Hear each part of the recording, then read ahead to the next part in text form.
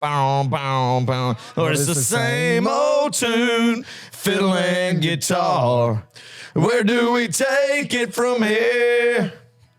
Rhinestone suits and new shiny cars. It's been the same way for years. Hoss, we need to change. We need to change. Adam. Yeah. Yep. Bow, bow, bow, down, down. Somebody told me when I came to Nashville.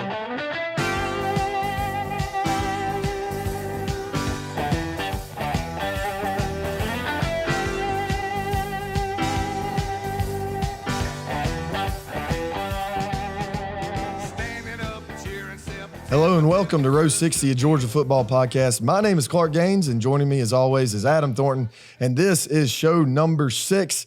We just beat South Carolina. We are 3-0, Adam.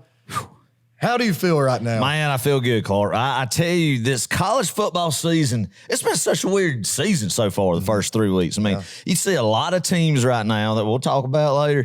Kind of everybody looks beatable. And I don't think it's a far-fetched homer opinion to say that Georgia looks like the best team in the country through 3 so far. So, I mean, the excitement's there. Yeah. I'm telling you, man, it's another great night in Sanford Stadium and another impressive performance. Yeah. So we'll talk about the South Carolina game this past Saturday, and we're also look forward to the Vanderbilt game. Woohoo. Yes, sir. Such a thrilling the doors, opponent. Baby. Yeah. The door. Hey, no, it is. I tell you what. No, we have a personal, just feud with Vanderbilt right now, Clark. I never thought those words come out of my mouth, but by gosh, they did. Hey, they stripped us, Clark. Mm-hmm. They stripped us a chance of our seniors to play one more time at Sanford Stadium last year during the weird COVID year. And they stripped us, the fans, of one more Saturday in Athens, one more day of getting to watch the Dawgs. And Vanderbilt did that to us. The Commodores, man. So, yes, it's personal against Vanderbilt. This isn't just a fun, pleasurable trip to go down Broadway and go up to Nashville and see the Country Music Hall of Fame, go to the Opry, all that good stuff. It turned into a business trip. It's a last business year trip because they could have played. Vanderbilt could have played last year, but they didn't. Yeah. They didn't. And I think everybody in Butts-Mehre is taking it personal from getting stripped from that senior day. And me as a fan, you as a fan, we're taking it personal too. So we're going up there with vengeance to Nashville. I love it. Adam, as our sign says, they have to play. They have to play us now. Out. So all 7 Vanderbilt fans better be ready because we're coming. We're coming. The Dogs are coming. Yes, sir. And you know what? Love it. We're taking over the stadium one more time. Again. We're doing it. Mm-hmm. We're doing it. So it's going to be fun. We'll talk all about that game coming up. And also we'll talk about our pick'em, what we picked last week, how the games turned out. And you had an impressive run on pick'em, I must say. I think I'm undefeated in my pick'em this past week. So nice. That was good. And obviously we have our this week's picks coming up too. So stick around for that. Adam. Yes, sir. Game day experience. Let's dive into that. All right. Where do you want to start? You want to start with old tailgating atmosphere going on? Yeah. Well, we arrived at Athens fairly early, about 7-8 hours before kickoff. There was already a little bit of a buzz generated in there. I think, Clark, that's going to be a little bit more electric as the season goes on. Once that weather kind of gets on down a little bit, the humidity was on up there yesterday. So the humidity probably scared a few folks off from really being out in the middle of the tailgate and seeing, you had your diehard, your loyals, but you might get some effect when they come trickling in when the weather gets good. That's usually in the October ranges when you get some good weather out there for the tailgate. Some good jeans weather. Yeah, that's right. Good jean weather. That's right. That's right. So, I mean, it wasn't, I don't think the tailgating was as at capacity like it usually is. Honestly, I mean, the vibe, it was a good vibe. Don't get me wrong, but it could have been better, and I blame that on the humidity. Yeah. The Georgia heat, the humidity. But as far as our tailgate went, man, it was great. Had a lot of snacks there, just good fellowship, good camaraderie. Good camaraderie. I mean, it's all about the fellowship. So it is. Fellowship with the tailgate beside ours. They had a TV there, theirs, and we watched some games, and it was a great time to be had by all. So, looking at it, we got a TV set up, Clark. I hope that the Arkansas game is going to be a night game, and there's going to be a couple more night games. And we borrowed a generator in the past, but I hadn't pulled the trigger on a generator yet. So if anybody's got a good idea for a tailgate generator, what I should purchase, go ahead and drop a comment on it right now. Because I've looked at the Hondas. I mean, the Honda's the golden child in generator, tailgate generator. The Honda, I think it's the 2200. I mean, it's down like a 50 decibels, so very quiet. Wow. And you don't need to pull a lot of wattage at a tailgate, No. you know? So I was looking at the old Harbor Freight's got the knockoff Honda Predators. You know, Harbor Freight likes to rip off the name brand tools. So the Predators there, Ryobi's got one at the Home Depot. The decimal level on it's a little bit high. Yeah. But I was looking at the old Westinghouse. Westinghouse coming up with a good value generator. There you go. Around the wattage, I think we'll be finding about a 52 decimal generator. So that's leading the poll right now. I'm going to make that purchase on that thing. If anybody wants to talk me out of it, I know the Honda's a real deal, but the Westinghouse just seems like a heck of a deal for the money. Yeah. So anyway, looking at that too, I mean, it was just a great tailgate. A lot of people came by, some family we hadn't seen in a while, came up from South Georgia with some friends. So it was great. It was great, Clark. Just another great day. Yeah. And you know what was not 52 decibels on Saturday? What's that? Sanford Stadium. Sir. We got loud. It was rowdy. It was a true home game finally, and we've been waiting for that for a couple of years now. So what a great night in Sanford. You know, just cool breeze, cool weather. It was cloudy. It felt good. A lot of big-time recruits. We may dive into that a little bit more later in the show. Fourth quarter lights, you know, the whole nine. It was a good night. Adam, let me ask you this. How was the popcorn this week? Did it improve? I mean, was the concession stands, was it efficient? Or well, Clark, what was it up? That's something that needs to be brought up and mentioned. And probably the biggest complaint of the night from everything. We're going to have to, at this rate, we're going to have to give a weekly concession stands report. And I hate it. I don't know if it's because, but it's always been volunteers that's come, like sports teams, church groups, everybody that works the concessions. And it's not necessarily, I don't believe, a labor shortage or anything, but I didn't try the popcorn this go around. I did. I mean, the Coke was good, but my wife wanted to get some food at the half. Yeah. So I was like, all right, it's halftime. You know, we got 20 minutes we need to kill. Let's go get an old concession stand line. And we got through there. And I'll be dang, Clark, you know, the only food that was still left on the shelf. Popcorn? No popcorn. I was going to try it if it was. Peanut butter M&Ms and one pack of some off-brand gummy worms, not even the trolley. Not even trolley. Come on now. So, at halftime, we're running out of food at the concession stands. And I don't know, they might come up with a reasonable explanation about it because I searched the interwebs today and see what people were talking about it, and people were hot. And I read a review on the popcorn that it is still stale. So I don't know. I probably need to go up to the local movie theater and get some pointers on how to make some good popcorn. Some Cinemax popcorn. I don't know what you call it, but, you know, in a good butter machine. I think that's where we're at right now. The popcorn's it's got off to a shaky start in the 2021 season. The whole concessions has, but we still believe in them. Yeah. I think they'll get better and improve over the year, but they got an off week this week. Speaking of, right. Yeah. Speaking of things being shaky or shaken, I say, man, we saw a. I know where you're going. This is oh boy, this is awful, y'all. We saw a baby being shaken on the Jumbotron by his or her. I'm not sure if it was a young lad. I mean, that's how young the child was. You don't know what sex it was because couldn't have been more than 4 months old. No, it was a small human being. And I'm hoping it was the father, was holding it up Simba style in The Lion King with old Rafiki holding him up like this, but absolutely shaking the child. And even me and you, that's not a father here, we're like, let's don't shake the children. Don't shake the children. Whoa, don't shake the baby. His head's like looking like a bobblehead going back and forth. And we're like, that's not good. That's not good for brain development. Poor etiquette. That is not good for neurological development. I tried to use a big word there. It couldn't come out right. But that's what I was trying to say. So, yeah. All right. All the dogs out there, don't shake your baby, whether you're on the Jumbotron or not. Even if we get fired up, just simmer down. You could grab your buddy, your wife, give her a good little shake, but don't hold your infant in the air and start shaking it, even though I love the enthusiasm, but that's a little bit too far. That could hurt the process of child's development. Yeah. We need to check in. Maybe we can find and get an update on the kid and know how he's doing. But he seemed to toughed it through. But anyway, that was some excitement. Excitement. I'll tell you one more thing about the game day experience that just got me riled up. We got the wave going at him, and that is the universal it doesn't matter if you're black, white, yellow, speaking English, Chinese, whatever. Yeah.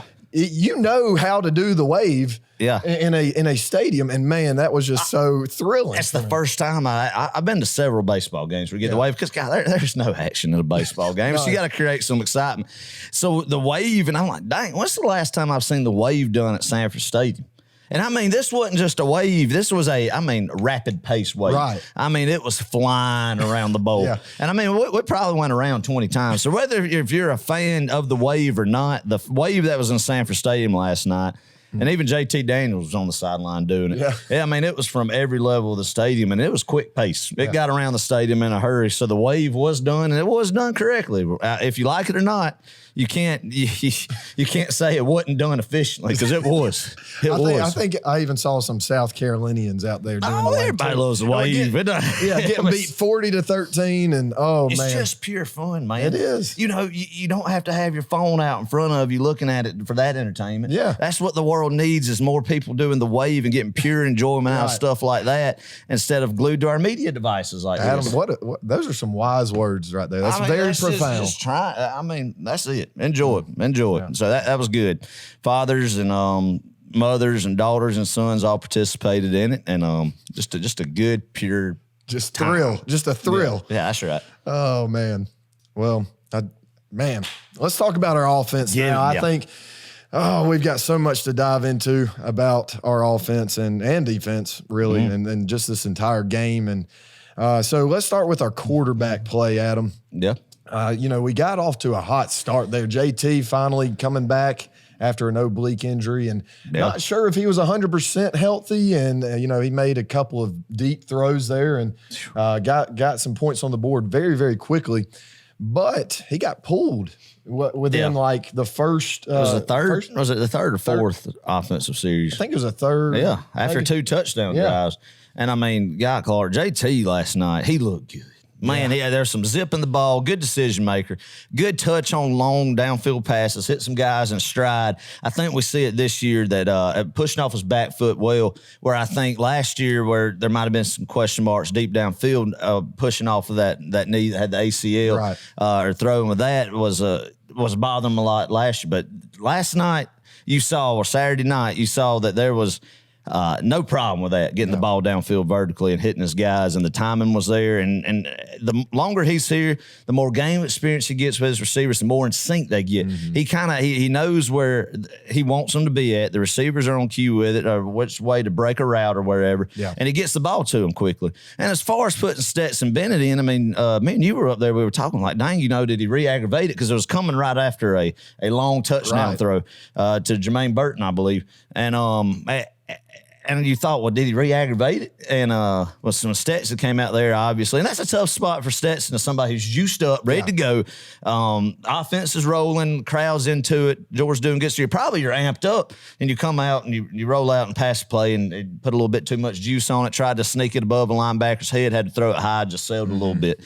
And I tell you, it kind of reminded me of back in the day. I do think. And then let's just say JT came back out, and it took a while for him to push the ball back downfield. So we thought maybe he did re-aggravate it. But I do think when it was all said and done that it might have just been a reward for Stetson to come into the game like that. Kind of what Mark Richt used to do with DJ Shockley and David Green.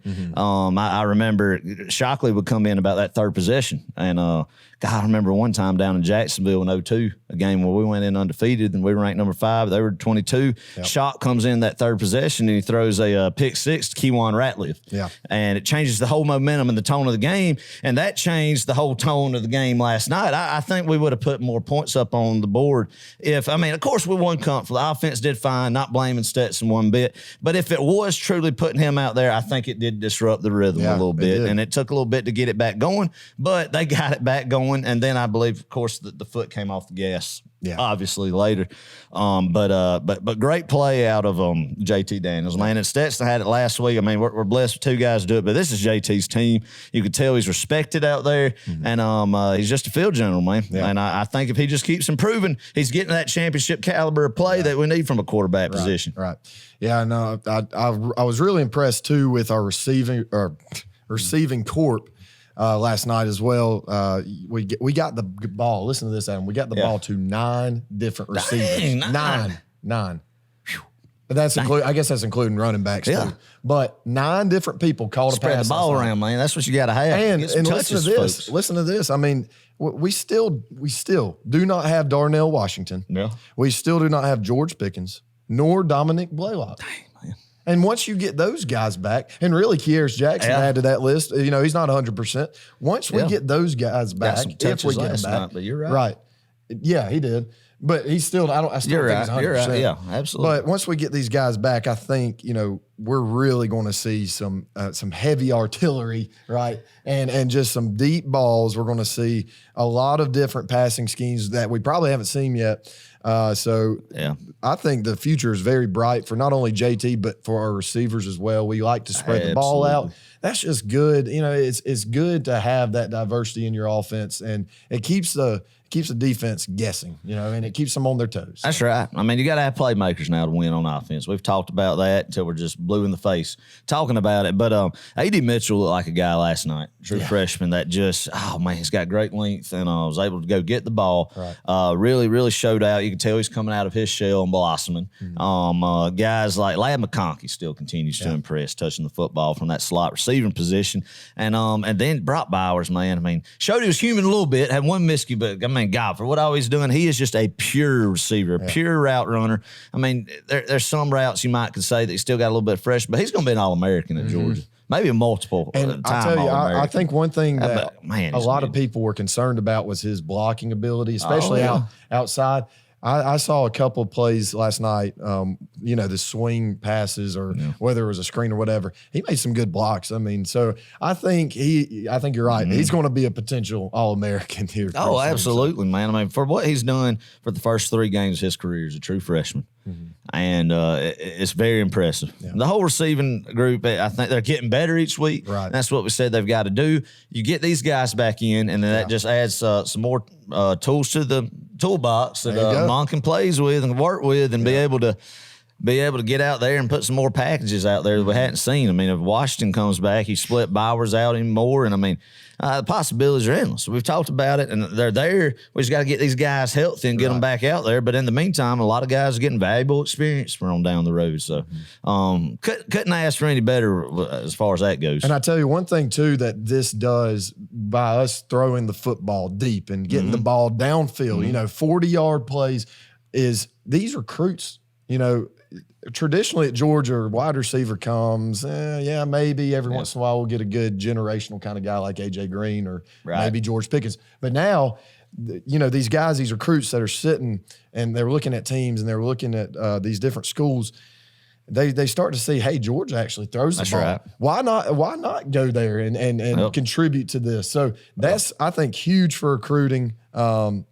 I think that pays dividends that we're throwing the football now a lot more. Does. That's right. It does. Absolutely does. So very excited about that group. Just going to continue to get better each and every week. Yeah. Each and every week. Yeah. But, Clark, I do got to talk about, we'll talk about maybe a little bit of an area for concern. What's that? I still not the offensive line. Just, the running game, I think, was better. Yeah. Against that. I'd say it's a respectable South Carolina defensive front. Yeah. Not terrible by any means. Right. Not elite, but not terrible. So, a good, respectable defensive line. They ran the ball well, but I'm still just hesitant with interior offensive line play.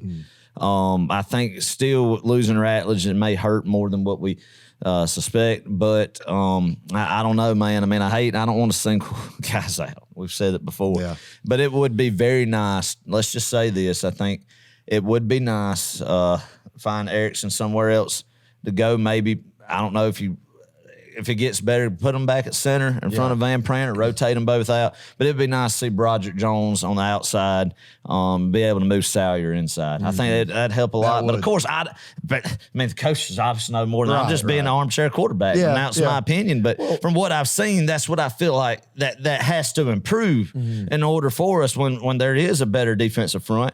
That we've seen is coming. There are there's a lot of physical teams out there in the SEC. Everybody looks beatable, but there's some guys out there who will challenge the offensive line. And it's something that the pieces are there if we give JT the time and we're able to stay balanced on offense, we need to be able to run the football. Yeah. No matter what. no matter what. We can't just be so one-dimensional with the pass, and that's going to start on the offensive front, and I think it will. I mean, great week this week coming up in Nashville. Just continuing getting reps and getting better. Right. Yeah, I saw an improvement in the line. I don't think we're 100% there where we need to be, right? But it was better. It was better. It was better. I think you're right though. Interior line, you got to step it up. Yeah. You know, and Warren is a senior. You know, he's a guy that he should be playing at a high level, whether he is at guard or at center. But I think he'll get there, and maybe some of it has to do with his hand, and we're just speculating at this point. But we are. These coaches, they know what they're doing. We trust them. So, and everybody else is going to be fine. We're going to be all right there. But I mean, we can't just speak just praise everything. Yeah. And that would be. I mean, and shoot, we're very fortunate if that is what our complaint is right now, looking at the offensive side of the football. And it's I think it's minor, But if not taken care of, it may turn into something major. And I mean, this team definitely, this offense has the potential to beat what we talked about in preseason, that championship caliber offense that can win shootouts with the way the defense is looking that we'll talk about later. You might not be in a shootout scenario, but you do need to average between that 40, 50 point range for a game, so. Oh man, I tell you, our running backs, they look good. And that helps when you have 5 guys, and I'll throw DeJuan Edwards and John Edwards in that group. I mean, the man, every time he comes in, he's 100%, and he runs the football hard. Yep. When you got 5 backs who can tote the load, who can bust it at any time, and you can just keep rotating them in there with fresh legs. Yeah. Man, you could wear down a defensive front in a hurry with that because, and that's what they do. They do a good job. Dale McGee and Monken and everybody do a good job of rotating these guys and keeping them in and out and fresh legs. I mean, it's something else when you have that luxury. Mm-hmm. And I mean, I don't think very many teams in college football, maybe other than Alabama, have that luxury. And you take these 5 guys at them, I think they could. Seriously, all 5 of them could probably start at, I'd say, 80 to 90% of the other teams in the nation now. And I think it's a close unit. I think all those boys really love each other and really love the idea of prolonging their careers by not just being like Kerryon Johnson was at Auburn. I think that hurt him years back when he was just a workhorse, where Malzahn just rode him, man, and rode him. And I mean, a running back's career lifespan, I mean, call it what it is short from college to NFL. So when you got guys like this, that you're not just running them into the ground. I mean, when somebody's got a hot hand, you're going to get them out there, but you're not just overloading them with carries. Right. And to be able to rotate them in and out, keep them fresh, and also keep the defense on their feet, man, it's a luxury that with recruiting, guys like Dale McGee going in those homes, getting that talent, and now with those guys being bought in, knowing their place and knowing their role is a special thing that, like you said, Clark, aren't on a lot of campuses in America right now. Yeah. Well, and then talking about the rotation too, I mean, that's really what NFL does. They don't have a premier back, and most teams don't. They don't have that premier back that they just pound the football with. Yeah. Most of them rotate. They have third down backs. Right. Exactly.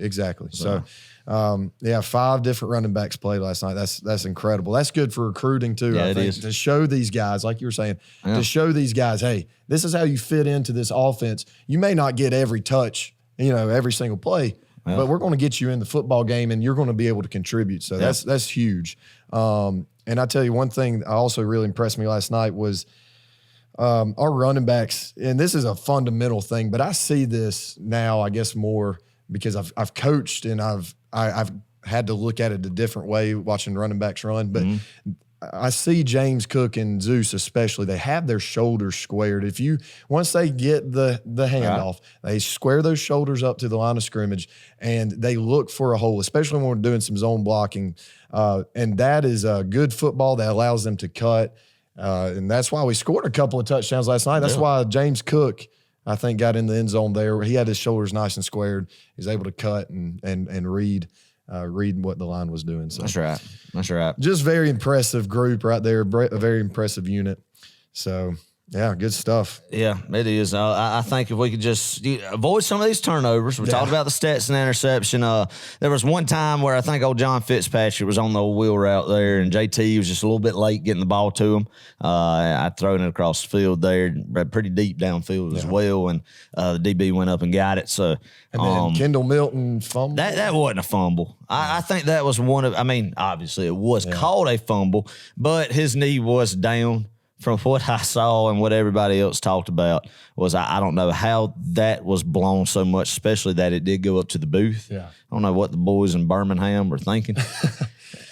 But, yeah, I mean, and you'll have that. I hope that's something that's not going to be normal out of Milton. I don't think there is. The running backs overall do a great job protecting the football. And, but 3 turnovers – something obviously that you just don't want to have and you can't have going forward. But if there was a time or a game to have it, this was it. That's it. When you went 40-13. So.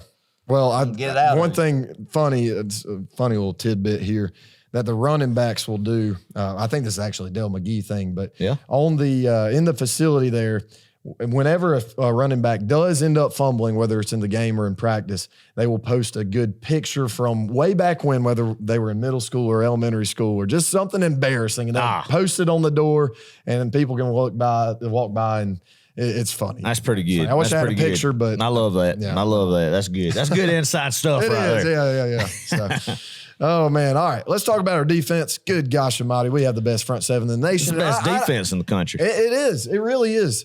I mean, I don't want to hear it from anybody else. We have the best defense in the country as we're speaking right now. Now, things could change, but I doubt it. Well, I tell you, Clark, we talked about it early on, and it was a big talking point across the Bulldog Nation was that, you could say it in the past few years. One thing that's been missing with all these talented guys out there is a consistent pass rush. It's really good penetration from the defensive front and rattling quarterbacks, not giving them time to sit that back there and get comfortable in the pocket and get into a rhythm during the game. And that's one thing that they've done this year is they have absolutely been a quarterback's worst nightmare. All 3 quarterbacks face. I mean, God, you look at DJ Uyunglele, Clark.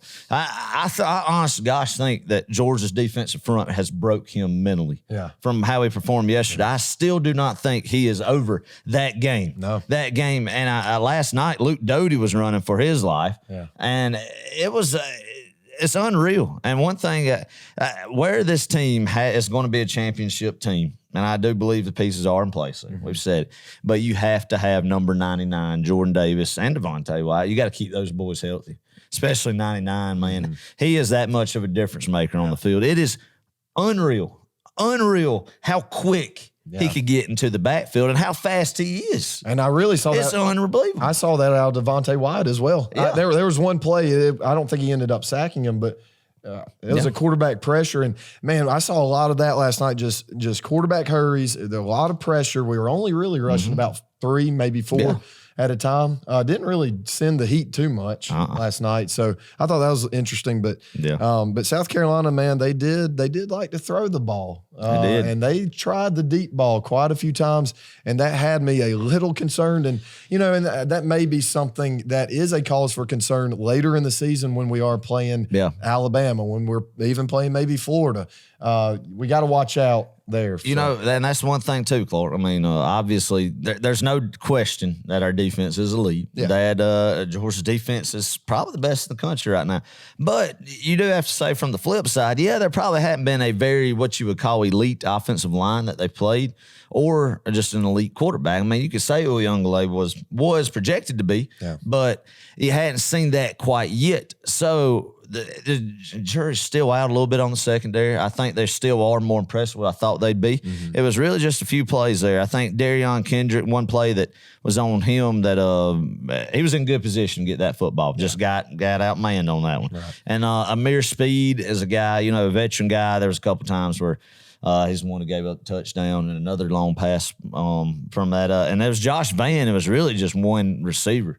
The Carolina trotted out there, and you'll have that. I mean, you're crazy if you think that, especially playing an SEC opponent, that you're not going to give up vertical threats downfield. Right, every once in a while. Every once in a while you do it. So I mean, it's not a very cause for concern. I don't think it's just a cause for concern, but it's something that honestly, Clark, it might be good that it was almost a humbling experience for him. Yeah. And you go out and you improve on it. You keep improving on it. And, you know, that you kind of got some film that the DB coaches can go in there and Kirby and Dan Lannon and kind of say, hey, you know, we might not be as invincible as we thought we were back here. And just kind of not get complacent. And that's the thing about it with this team is I don't think they will, because I think the motivation is there from the players and the coaches to not get stagnant, to not get complacent with it, with where they're at, and just buy into the rat poison.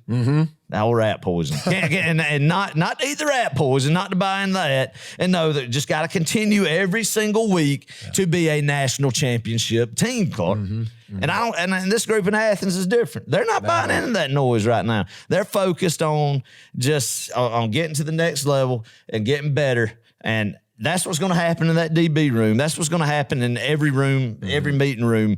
Today, starting today. And then tomorrow's will. Implement the Vanderbilt game plan.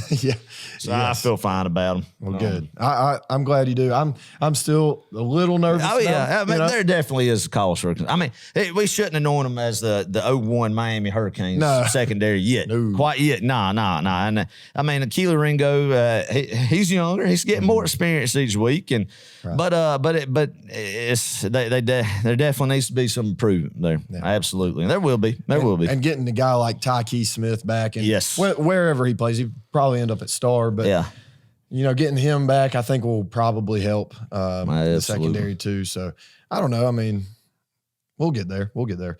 Our rush defense, though, good gosh, was incredible as always. Nobody's run the football in Georgia. No, point blank. Period.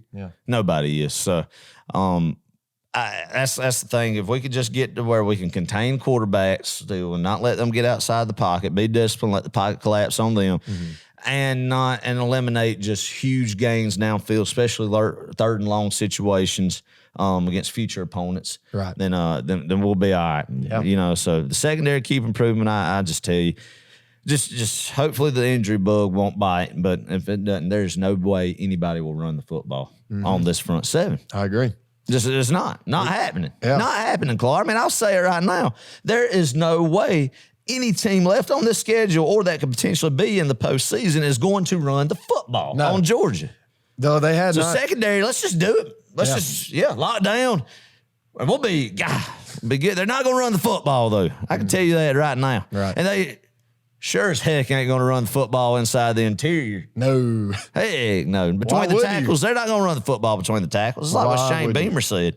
Shane Beamer basically in his press conference yesterday or last night, Saturday night, said, shoot, you can't run the football on these guys. I mean, there's all big-eyed. I mean, you could tell he was rattled. Clark, that's one thing. You could tell with Shane Beamer got. You could tell. There's one clip in particular that you could see that's out there on the interwebs that it's kind of that moment like, I might be in over my head. What have I got myself into? Man, I should have gone and played the SEC West.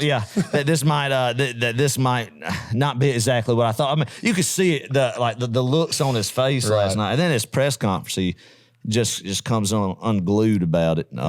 Said that Georgia has 105 stars running around and whatnot. That you're not running the football, and you're not. Shane's right. Shane's right. I mean, at least Shane's honest and. I mean, what just regular coach speak. So. Right. Warning to all the coaches out there left on the schedule, Brian Harsin, everybody, you're not running it on Georgia. Hey, no, you're not running the football. That's a bold statement. Dan Mullen, you are not running the football on Georgia. No, forget about it. Even though they did run the football yesterday against Alabama. We'll talk about that. That's coming later on. That's coming later.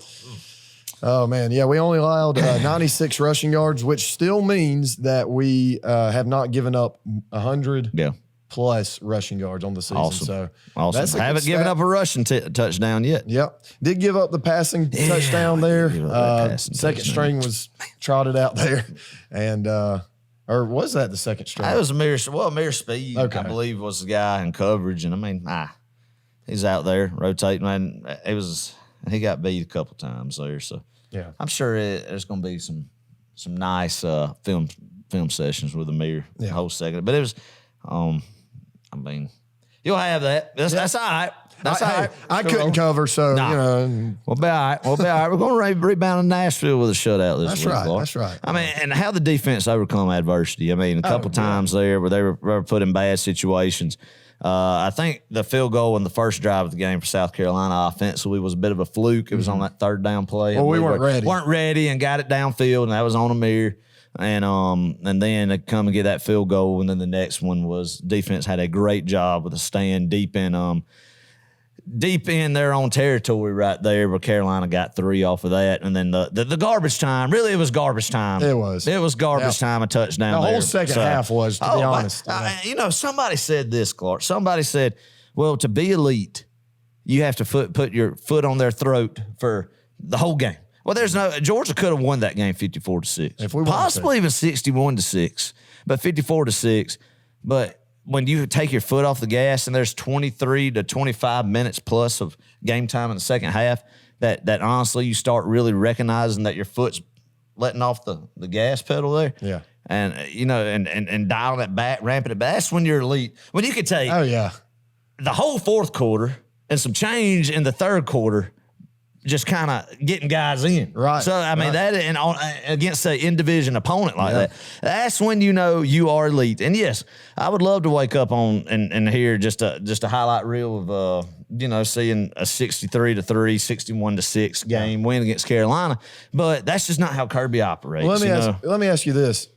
Talking about this right here, getting those guys in, do you think that was just kind of to put on a little bit of show for our recruits to show, hey, we do play our guys, even we play our second, sometimes even our third string against SEC opponents. Yeah, you know what I mean? It shows that. It shows that. Okay. So I agree with it. But overall, man, it is impressive. This team is elite and will continue just on the track they are. I mean, they killed Carolina. There was a lot of South Carolina people that truly thought this was going to be 2019 all over again. And it's like, this isn't the same football team as 2019 in Athens. I could tell you that now. I could have told them that before, and they could tell you that now. So, I mean, the delusion factor with that was just unreal. But they came in there and never had a chance. No. I mean, there was never a chance that South Carolina was going to win that football game. Not this year. Nope. But guys like Noah, the linebackers play good. Channing Tindall just getting better every week. Nakobe Dean's a freak. Nolan Smith has been, you know, a guy that Clark that we've said that we think that he would be that he needs to step up this year. Kind of number one player in America coming in. Kind of hadn't seen just the potential where hadn't hit the ceiling necessarily where we thought that he could be at. And by gosh, he's showing out this year. He's showing out this year. So very happy for Nolan. Very happy for him. I think he had 1.5 sacks last night.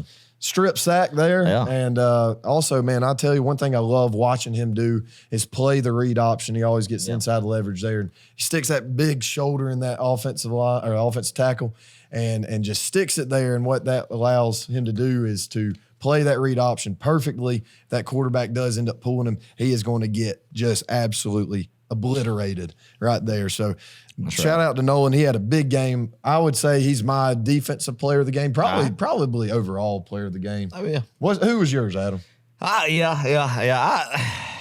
Nolan would be. I hadn't really thought about who would be the guy. Right. Because there were such concontritions from everybody. Like you said. It was. But I'd go with somebody like Nolan. Somebody in that defensive front and just disrupt them all night. Yeah. But on the offense side of the ball, God, there's so many people who touch the football. I know. But I loved how JT looked, even though he threw that pick there later on. But I really liked how he commanded the offense, the zip he had on the ball, the quick release he had, and how he pushed the ball downfield vertically. God, it was exciting. Yeah. A lot of flashes there of elite level quarterback play. Right. And then our third team we're going to talk about, the special teams. Yes, man, sir. They look good. Jake Camarda downed another. Well, he didn't down it, but he punted it to the 1 yard line. We downed it right there.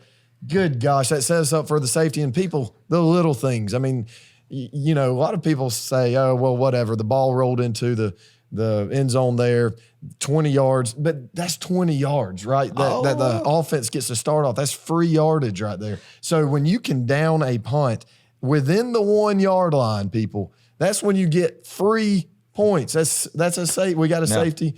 That's big time. You know, those little things add up. Is what I'm trying to say. That's it, Carl. I mean, unreal how you could do that in very short time left in the first half right there. Yeah. Approaching halftime, you go first play from scrimmage, the ball. Carolina has the ball on their own inch line, and and safety.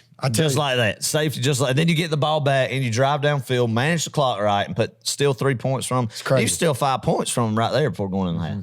Unreal. And those kinds of things like that matter. Well, any football game, but especially the big ones, you know, in the championship kind of games, those little things add up. So it does. That's very promising to see. And like you just mentioned, Hot Pod got a nice solid 3 points there right before the half, and get a confidence booster there, Clark. You know, anytime we get him out there, and kind of we talked about the old yips last episode, but he came through there, good field goal, get a quick 5 points for half. Yeah, big time. Oh man, anything else you want to mention about this game, Adam? About the man, just exciting to see. I mean, these guys are balled in. There's a different feel in Athens. I cannot help it. Everybody I've talked to, because I talked to several people throughout the week, like you do, and we talk ball. We talk about it, and we say, man, this is just different. We've agreed that we have definitely been guilty of having red and black glasses on, being more optimistic than we should because of our deep-rooted love for this football team. But there's a special feel about this team. Yeah. And every time, it's been every game, all 3 games leaving the stadium, I get that feeling like I've never had before watching this team play, that they are bought in. Yeah. And 100%. I tell you, I mean, normally, as a Georgia fan, the first 3 games, there's always a hiccup. Yeah. There's a major hiccup. It's not there's something major that causes us to kind of freak out a little bit. But thankfully, I mean, as we're speaking now, we haven't had that happen. Nothing just detrimental, I guess. Last thing I want to say is a lot of good young guys are getting experience right now, getting touches. Everybody is, thankfully. And knock on wood that the injury bug hadn't just bit us yet.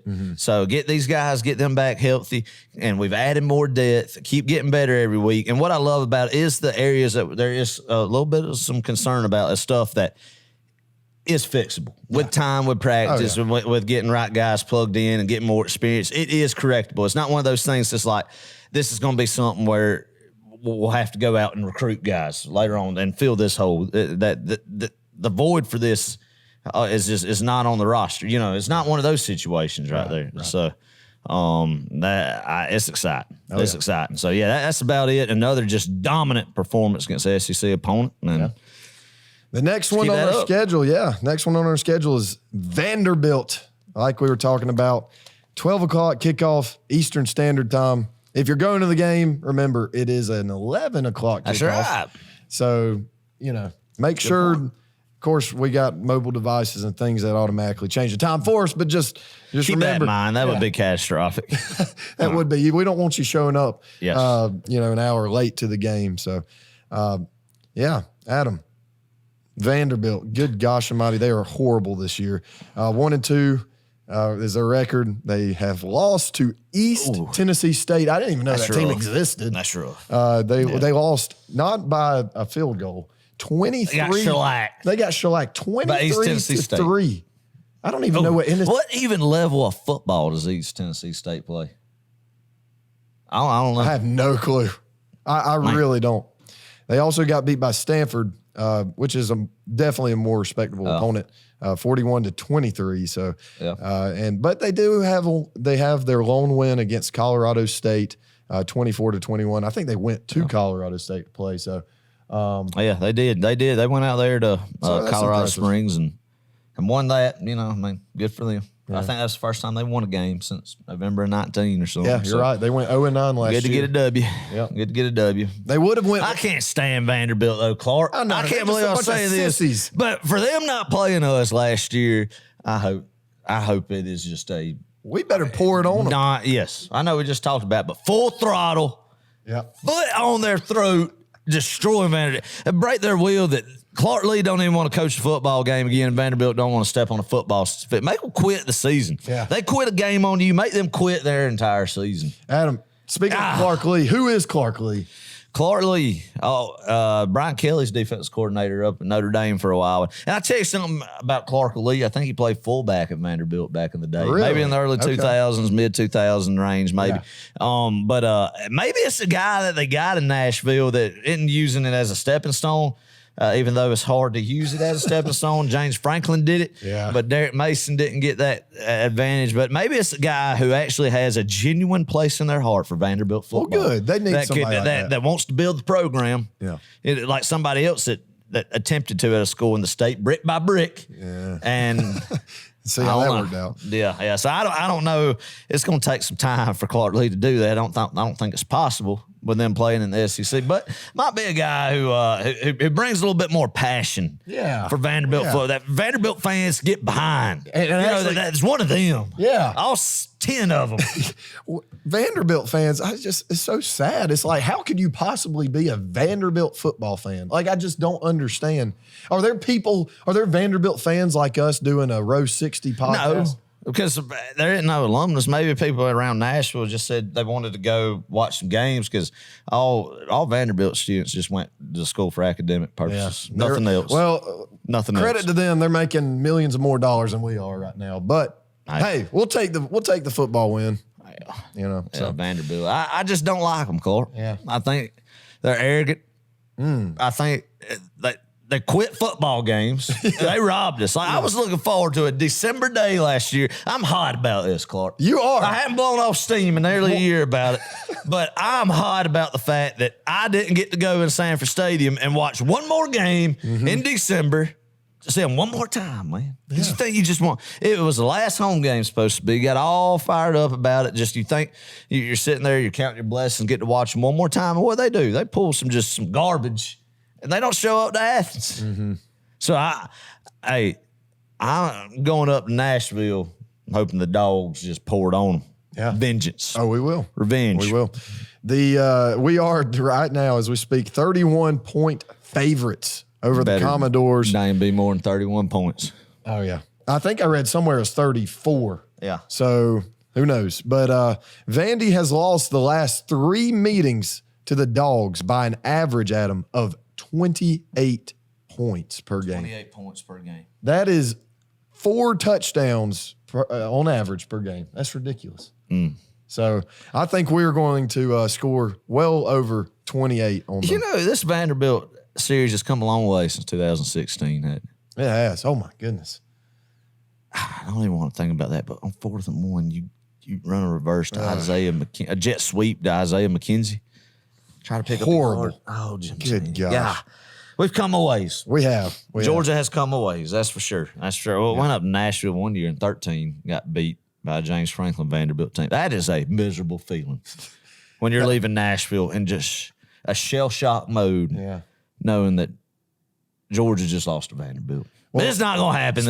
Speaking of that 13 game though, that was the night of homecoming my junior year, and I just remember sitting at that TV and I was thinking, okay, well, I had to leave early because, well, you know, we had to get ready and had to do the bow tie and everything like that. And so but I was watching, I think we were up at one point. I was like, surely we're going to beat them, you know. So I got ready, didn't really think about it. Then Dad comes home and he says, we just got beat by Vanderbilt. Yeah. And, you know, it's just like, what in the world? But thank goodness we are not in that stadium. I walked out of that stadium like I saw a ghost. It was awful. But anyway, enough about that. Nah, it's going to be a fun day. This Vanderbilt team doesn't have a chance. I mean, but you know, realistically, they do not. They do not. Georgia's going to roll. Yeah. Hopefully no injuries. Should be a fun afternoon in Nashville, Tennessee. All right. Good celebration. Adam, are you taking the Dawgs to cover by 31? Yes, I am. And I'll take the over. I don't even know what the over is, but I'll take it solely on I think the offense put up that many points. The over is 51. I think, yeah.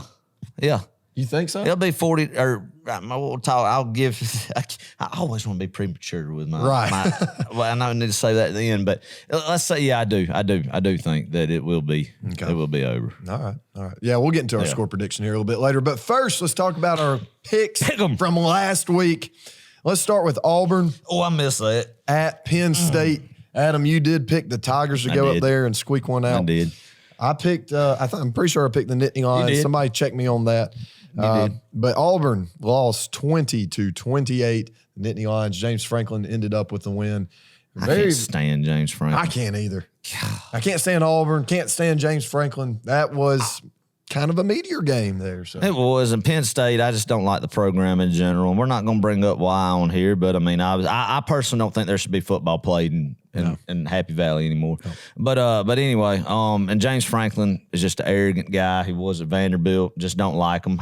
Just not my style. Right. You know, I mean, he's a good X's and O's guy, I guess. And we'll see. He might be heading to Los Angeles soon. And I think he's a personality type for Los Angeles. He is. But anyway, Auburn, I thought they might go up there and beat them, Clark. But I was wrong about that. That environment was tough. You know, some questionable calls, some refs in that game. But they won it. Penn State did it. So congrats. You got that one. I tell you, that's I will say this about Auburn. I can't stand them, but I do think Brian Harsin is a heck of a coach. Yeah, I do. Yeah. And I know, you know, we've only seen him coach 3 games at Auburn, but what he was able to do up there to keep it that close, to be honest, because I truly did think Penn State was going to beat them by 2 touchdowns. But I mean, it was a close game. The score doesn't necessarily reflect that. So yeah, I think Auburn's got their guy. I do. And, you know, Auburn's going to be a tough game. We're going to talk about that one.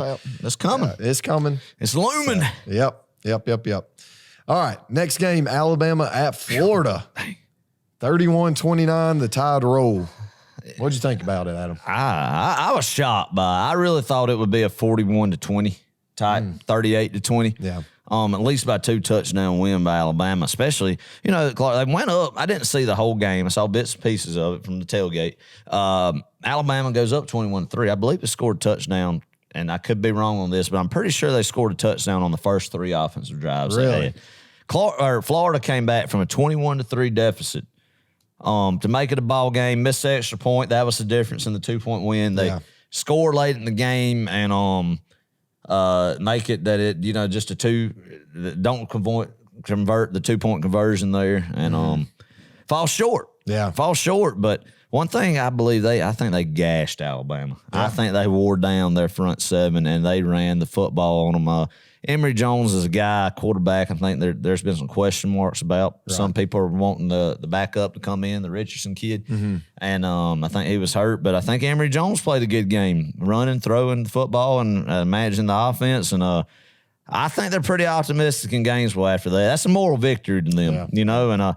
And what blows my mind is the past 3 Alabama games, how much Kirby has led. And, of course, obviously, everybody knows it slipped away. Yes, it's beating a dead horse. Right. But you look at how the media portrays Mullen after last year's SEC championship, losing that shootout in this game. Gosh, I know. They want to prop him up so much, but they'll chastise Kirby. Yeah. So, I mean, but really it shows the standard of where people's opinion is Kirby as a coach and Dan Mullen as a coach. That's a great point. So very, very intriguing, intriguing. Yeah. But yeah, so tighter than I thought, and we'll see closer time. But is Florida a better football team than we thought, or is Alabama not as good, maybe more vulnerable in some areas on both sides of the ball than we thought, or a little bit of both? I think it's both. I'm pretty sure I said it was going to be about a 10-point. I said it was going to be closer than the spread last week, but. Man, you know, I think Florida could make some noise in the East. Jacksonville is going to be a war. Jacksonville is going to be a war. Like it is, we cannot write that game off, people. I know people are already looking ahead to Alabama in the SEC championship, which, by the way, may not be Alabama. You know, I mean, we got teams like A&M and Arkansas popping up. Yeah, Ole Miss get some not next week, but the week after next. So. Yeah.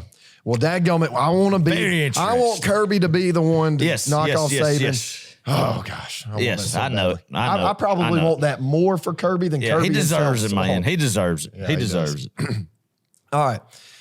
Nebraska at Oklahoma. Man, this was a close one, too. What the heck? Oklahoma is not as good as the experts say. I mean, they might click it later in the year and get it all dialed in and be that, but the offense and Spencer Rattler does not look like the preseason Heisman talk, All-American type campaign yet. Yeah. That I think so. Nebraska's not a good football team at all. And go to Norman and win or lose by just touchdown. Touchdown? 16-23, yeah. I mean, everybody and their brother thought it was going to be 49. Including us. Including me, yeah. I mean, it just shows, man. You never know. Man. That's why he played the game. Some wrongs. Yeah, so. Yep. All right, next game, Arizona State at BYU. We both got this one right. Yeah. I picked BYU. Yeah, I did too. Yeah. Picked the Mormons. Dang. Not actually the Mormons. They're the Cougars. Cougars, sorry. Yeah, probably. Call them. That's what I call them. Yeah. That's what I call them. Maybe a little insensitive there. You know, the old Pac-12 might need to just go ahead and invite BYU into the conference. Yeah. They're 3-0. They're independent, aren't they? They're independent. They've done beat 3 Pac-12 teams open up the year. So there you go. Just invite them in. Yeah. Especially with all this conference realignment, that'd be good. Lord knows they need it. No. I did not watch a single highlight from that game, Yeah. so I don't know. But they're terrible. Besides Oregon's going to run that UCLA got beat by Fresno State last week. Are you serious? Yeah. Did you not know that? Oh, gosh. I didn't even see that. So wow. So I think it's just going to be Oregon and only Oregon out of that conference. Louise. Oh, man. All right. Game of the week last week. I got this one right, too. Oh, man. Adam. That was bold. It was very bold, and I'm going to tell them why. I've told you this. Yeah.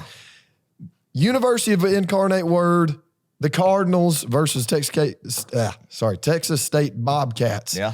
All right, listen to this. UIW, the Cardinals, had less than a 5% chance to win this game, according to ESPN. Yeah. Less than 5% chance. They ended up squeaking one out, 42-34. Ooh. Yeah, actually, not really a So squeaker. a big upset. Yeah, a huge. On the road, too, right? Yeah, I mean, probably the upset of Give the that century. coach a raise, man. Yeah. God, that's awesome. I hope that all the players' families, I don't know if the Cardinals had any fans going on the road. Maybe some faculty and staff. I think I read somewhere that 15,000 people showed up to that game. Oh. So I don't know how many of those were players. Well, I hope they celebrated. Yeah. I hope they celebrated then. That's awesome. Good for them. I thought the Bobcats were roll. They let me down. Well, need to reevaluate some things in that program. If you're losing to the incarnate word like that, but miss that one. Well, I tell you, Adam, you got another chance to redeem yourself. We both do this week. Let's do it. Here comes our picks for this week. All right. Well, what do we got on the slate? Give it to us. Notre Dame versus Wisconsin, 12 o'clock kickoff. Fox, you can find it there. It's a neutral site game in Soldier Field in Chicago. Yep, good neutral site game. Interesting. Actually, Wisconsin opens as a 5.5-point favorite. Really? Yeah, Adam, who do you like? Wisconsin, yeah. I wonder. Should I check that? Let me check that. You talk for a second. Oh, well, I believe, they could win. I think it's going to be a good game. Jack Cohn is a starting Notre Dame quarterback. Yeah. Used to be at Wisconsin. Okay. So he's going up against his former team. Notre Dame has not looked great this year. They've just struggled. squeaked out some wins. They beat Purdue maybe by a couple touchdowns, something like 27-13 maybe. Right. Wisconsin, I hadn't seen them since week 1 where they got beat by Penn State. Okay. I tell you what, man, let's go with the Badgers. I just don't think Notre Dame is as good as a football team this year, and I think they're going to be fired up facing their old quarterback that transferred. Neutral site, I would imagine Notre Dame is probably South Bend's closer to Chicago than Madison, I'd imagine, but not as short, but it doesn't matter. Wisconsin's going to beat them. I'm going to go with Wisconsin too, just because they're the favorites. I actually haven't seen Wisconsin play this season, but I have seen Notre Dame, and boy, that Graham Mertz is a quarterback. And I don't think Wisconsin has been as great either. I think Wisconsin's going to beat them. Notre Dame's just, I don't really particularly care for Brian Kelly. So let's go with Wisconsin. I like it. All right, both going Wisconsin. Yeah. Adam, A&M versus Arkansas. This is a good game right here. This is a very intriguing matchup. We got a 3:30 CBS kickoff at AT&T Stadium where the Cowboys play, right? Yeah, Dallas. Yep. They've been playing there every year, neutral site game. Yep. So, Adam, who do you like in this matchup? A&M opens up they also open up as a 5.5-point favorite. Yeah. You got this game is the old Southwest Conference rivalry, just like Texas and Arkansas was. So Arkansas going through their old conference rivals, and now it's the SEC rivalry, of course. Neutral site game every year over there in Dallas. Fun time. Arkansas's believing. Both teams played. Texas A&M played New Mexico, not New Mexico State. New Mexico last week beat them 34-0, I believe. I think Arkansas beat Georgia Southern 45-10. So some good warm-up games going into this one. Man, I believe in Sam Pittman in Arkansas now. I didn't, but It's going to be tough. I think it's going to be a physical, low-scoring game. This will be. I don't think a lot of offense will be generated. But I believe in Barry Odom more so, and the Arkansas defense creates some stuff. So I think it might be like a 17-10 Arkansas win. Okay. An A&M's a good football team, but man, I don't know. I just think this could be the Hogs' year to win one in Dallas. I don't know if they have. Have they won one since? I'm not sure, to be honest with you. There's a possibility they may have never have won one yet in that rivalry.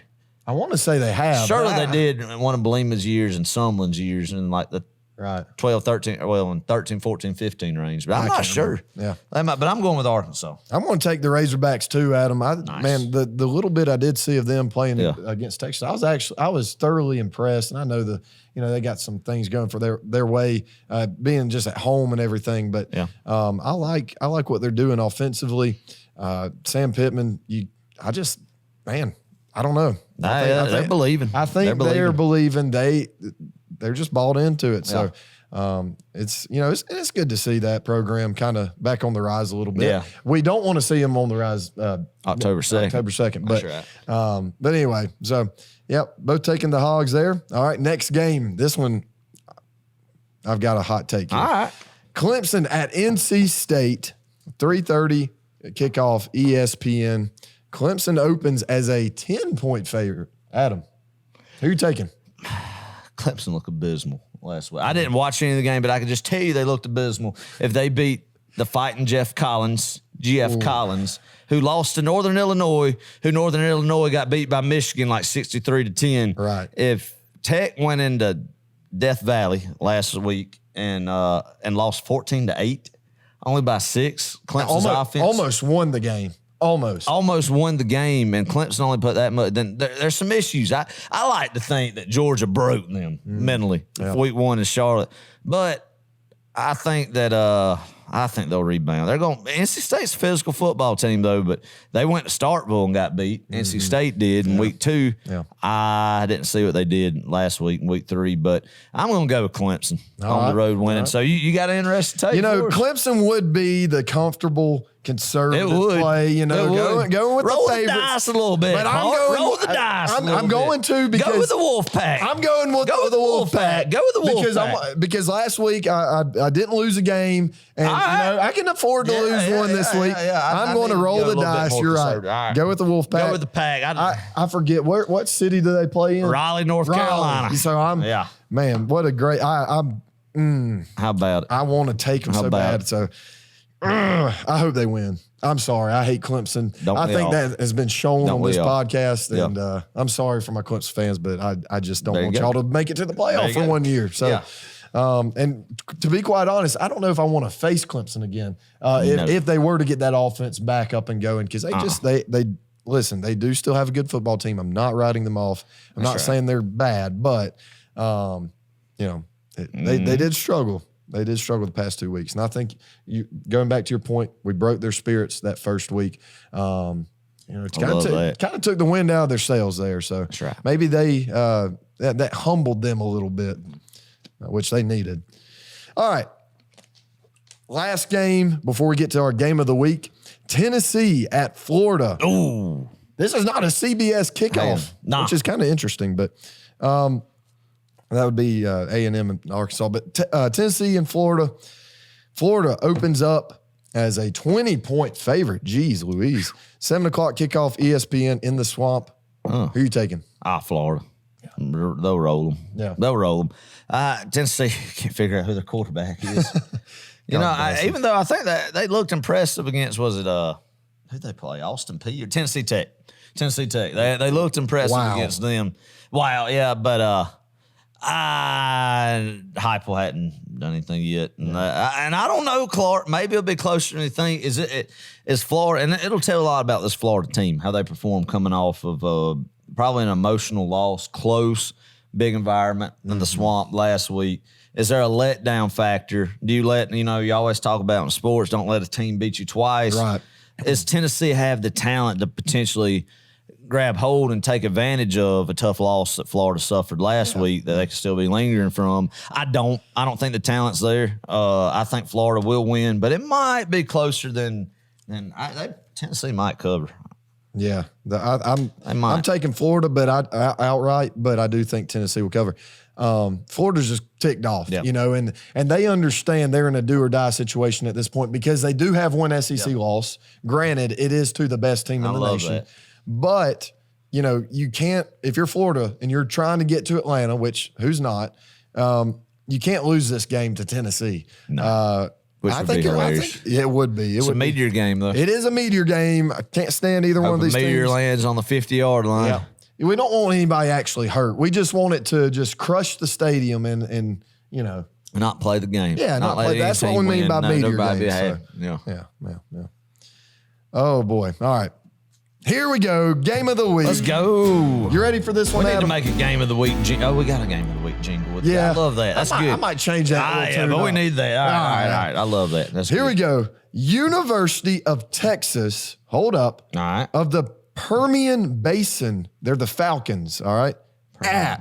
At Western New Mexico. And they are the Mustangs. Adam. This is homecoming for Western New Mexico. Oh, it's in New Mexico. It is in New Mexico. What city? I only know one city in New Mexico, and that's Albuquerque, and that's where New Mexico plays. I don't know. I literally have no idea. And it's Permian. Is that in Texas? Is that the same city where the high school and Friday Night Lights is on the movie Friday Night Lights? I wonder if that's the case. Maybe. Anyway, interesting fact. Could be related. I don't know that. We can't confirm that. Yep. Somebody fact check it. Yeah. So yeah. But this is homecoming. All right. Okay. It's a 6:00 p.m. Now that is Mountain Time. I don't know what that translates to Eastern Time. I think that's 8, maybe. Yeah. Something like 3, 9, maybe. 9, maybe. I don't know. So okay. Let me point this out right quick. If you are attending this game, all right, don't miss the pancake breakfast at the Morning Star at 8:00 a.m. sharp. The Morning Star. Yeah. Is that a restaurant or like a bed and breakfast? That has to be.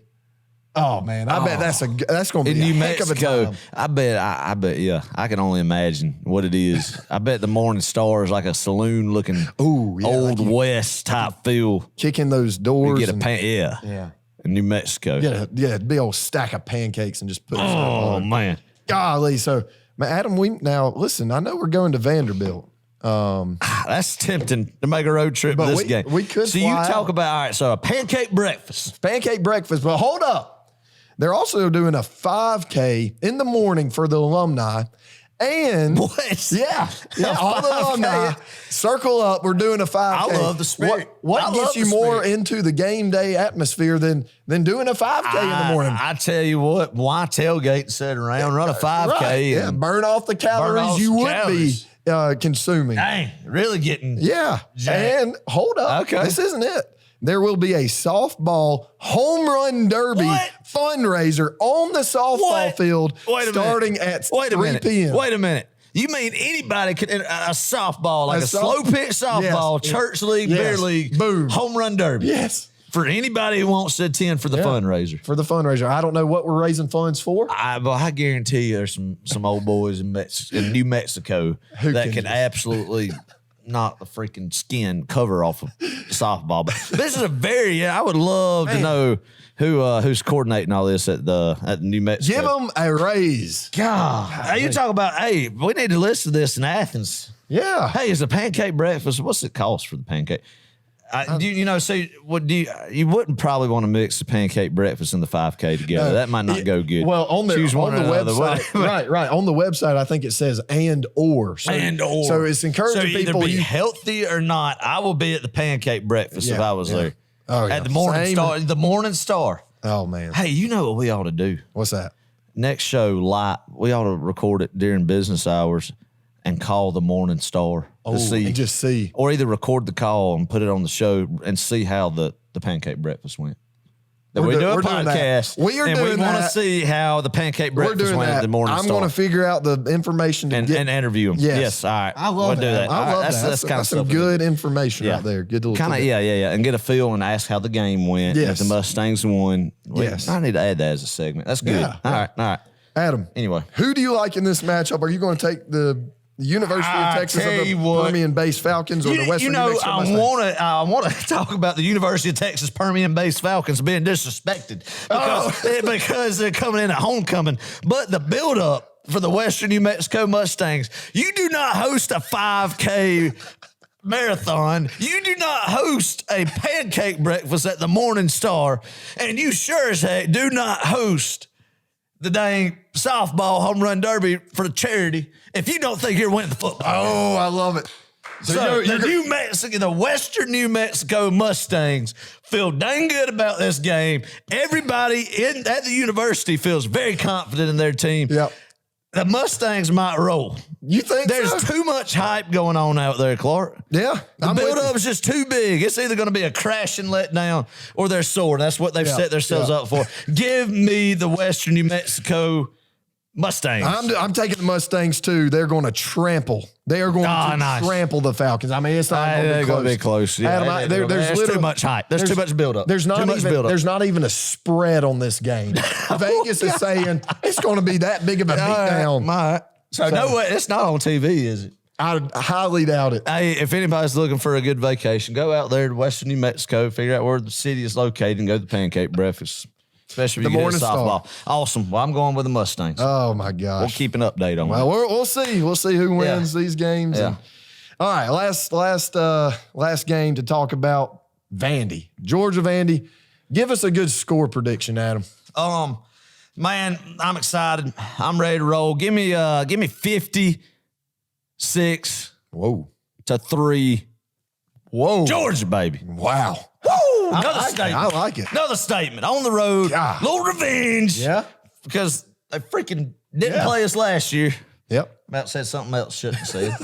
but no, it shouldn't. No. I'm going 52. I'm not going to screw it up this week. Last week I butchered my score prediction for the Dogs. But 52. I'm up there with you there. Get above the half-century mark. I'm going 52 to 6. Awesome. They'll get 2 field goals, I think. Maybe. Yeah. If they're lucky. So Dogs are going to roll this week, people. We can't wait to be back here 4-0. That's right. With a big SEC, 2 big SEC wins under our belt. Can't wait for it, Adam. Right. What you got? Yes, sir. Well, Clark, this is it. Another win. Georgia's ranked number 2 in the nation. Couldn't be sitting any prettier, guys. I know it's hard to get fired up about Vanderbilt, but think about last year. Think about what you felt on that cold December week that you didn't get to watch football that Saturday. They did that to you. That administration did that to you. And remember it. Get some Vanderbilt hate. Hey, go up to Nashville. No 2 materialistic things finer in this world than football and real country music. You might not get a lot of real country music in Nashville, but if you dig deep enough, it's there. Go pay homage to that. Go up there, have a good time. Bring your loved ones. Get fired up for the Dogs. SEC slate has started. The meat of the schedules after this. Hopefully no injuries. Old Lady Luck, smile on us. Don't give us an injury bug. No. And let's go up to Nashville. Make another statement. Fly back home. Get rested. And probably a dang big upset or big game against Arkansas coming off their upset of Texas A&M. So exciting times. October's coming. The chill in the air is coming. Go Dogs, baby. Go Dogs.